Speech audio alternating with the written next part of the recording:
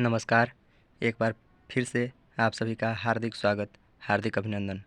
आज हम लोग बात करेंगे छायावाद में जो बृहत्त्रयी और लघुत्रयी के अंतर्गत जो कवि आते हैं उसके संबंध में कि कौन से कवि छायावाद में बृहत्त्रयी के अंतर्गत आते हैं और कौन से कवि छायावाद में लघुत्रयी के अंतर्गत आते हैं। त्रयी का शाब्दिक अर्थ है 3 होता है, तो बृहत त्रयी कहने का मतलब कि छायावाद के 3 बड़े कवि और लघु त्रयी कहने का मतलब कि छायावाद के 3 छोटे कवि। लेकिन और इस चीज़ का विभाजन जो है वो हिंदी साहित्य के प्रकांड विद्वान थे आचार्य नंद दुलारे वाजपेयी। उन्होंने छायावादी कवियों को लघु त्रयी और बृहत त्रयी में बांटा था। परीक्षा में कभी कभी यहाँ से प्रश्न बन जाते हैं और परीक्षा की दृष्टि से महत्वपूर्ण भी है, इसलिए आप सभी इस वीडियो को पूरा देखने का प्रयास करें और जब ये वीडियो पसंद आए तो लाइक कर दें और चैनल को सब्सक्राइब कर लें। तो शुरू करते हैं। तो आचार्य नंद दुलारे वाजपेयी ने छायावादी कवियों को 2 भागों में बांटा। पहला तो बृहत्त्रयी और दूसरा लघुत्रयी।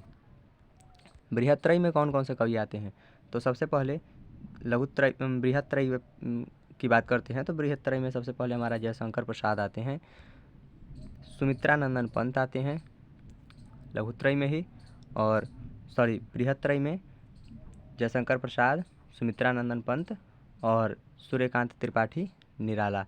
ये जो तीनों कवि हैं, सूर्यकांत त्रिपाठी निराला, सुमित्रानंदन पंत और जयशंकर प्रसाद, ये तीनों जो हैं सो हिंदी साहित्य के जो आदि छायावाद है तो छायावाद के बृहत्त्रयी के अंतर्गत आते हैं।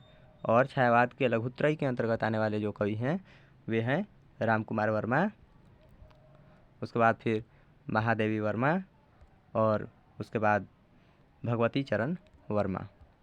तो तीनों के अंत में देखिए वर्मा है, भगवती चरण वर्मा, महादेवी वर्मा और रामकुमार वर्मा।